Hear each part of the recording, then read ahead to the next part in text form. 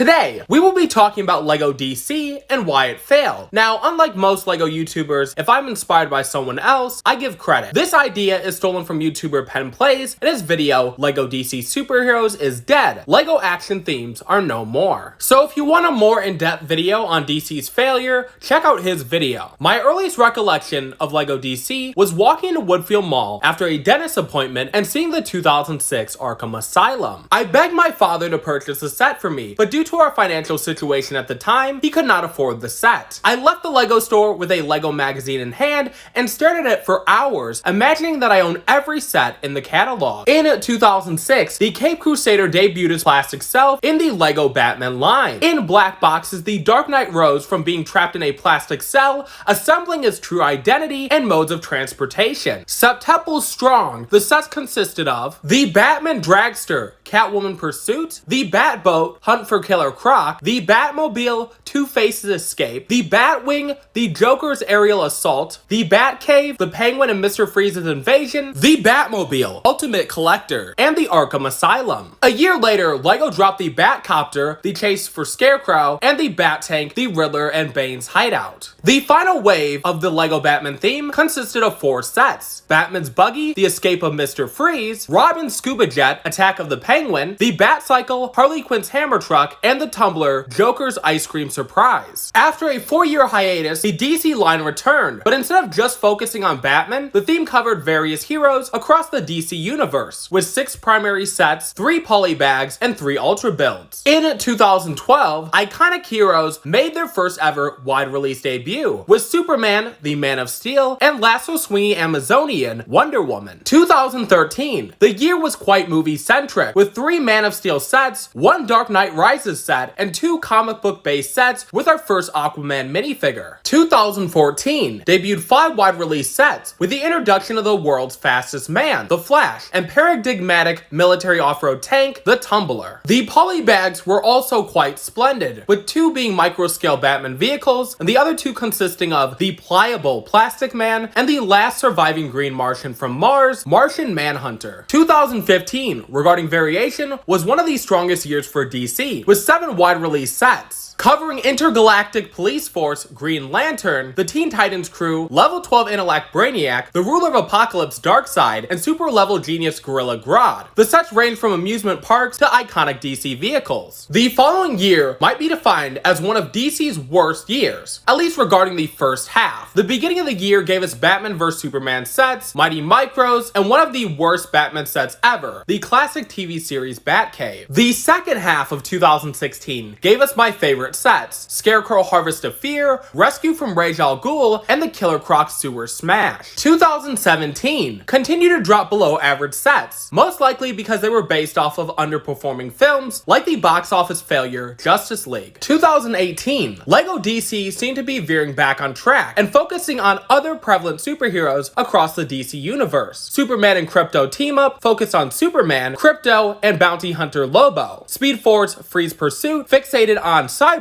the Flash, and the secondary villains Killer Frost and the Reverse Flash. A year later, LEGO dropped 9 wide release sets and a free promo, with the only memorable set being the 1989 Batmobile. 2020, DC dialed back the amount of sets that were released, with 1 set being based off the second Wonder Woman film, 3 regular DC sets, and a classic set with the 1989 Batwing. 2021, LEGO tried too many different concepts, from a 60s Batmobile to the Batman Begins Tumbler, and cowls from different generations. Now this year, we've technically only had 1 DC set. The sets that were released for the 2022 film The Batman were officially released in North America in November of 2021, with some people finding them as early as mid-October. From a technical standpoint, the only 2022 DC set is Batman vs Harley Quinn, a 4+ styled set with very average minifigures. The lack of DC sets is quite apparent and is a trendy topic of conversation in the LEGO community. While at first glance, and more of an assumption, it seems like DC sets aren't flying off shelves anymore, with the exception of the classic Batmobile and Batwing. So today's question, is LEGO DC failing, and why aren't we getting more sets? An interview with Brick Fanatics might partially reveal the answer. 2021, during LEGO Fans media event, Brick Fanatics asked Superheroes designer Mark Stafford why there were less DC sets. He is quoted as saying, "Look at the movies coming out. We've got 4 Marvel movies and 1 DC movie. movie, so it's probably skewing what we are doing at the moment. There's lots of things we'd love to do, but there are 4 Marvel movies coming out and 1 DC movie. Well, that makes sense somewhat. Marvel and DC are 2 separate entities, 2 separate companies, so logically I don't believe that fully answers our question. I believe we are getting less DC sets, but they're not selling as well. How many Batman vehicles do we need? Personally, LEGO's put too much focus on Batman, and while Batman is considered the face of DC, I feel most people in LEGO space are tired of Batman sets. While you could use that argument with Marvel and Spider-Man, Spider-Man sets target a way younger audience, and it's a constant revolving cycle, compared to Batman, whose target audience is a bit older. Young kids could have 100 Spider-Man mechs and not care, but it doesn't seem to be that way with Batman fans. LEGO also tends to target and make Marvel sets based off kid shows, like The Ultimate Spider-Man, Spidey and His Amazing Friends, and The Spider-Man, while DC tends to ignore making products based off their younger targeted shows, which alienates a whole new audience. The DC universe is so broad, and LEGO could make sets based off some of DC's most popular shows, like Young Justice, but refuse to. They could also cover classic popular TV series, like Batman the Animated Series, Justice League, Batman Beyond, The Brave and the Bold, but they refuse to. It seems like at this point, LEGO's just creating random Batman vehicles, throwing in Batman, Joker, or a Harley Quinn figure, and it's turned the DC line pretty stale. So is LEGO DC failing? Simple answer, yes, but there's many factors that play into its failure. It seems like LEGO has neglected DC, and it's obvious the theme is an afterthought. I think one way to save DC is to experiment with different eras. Put an exclusive hero or villain in every set, $20 or above, because when you do that,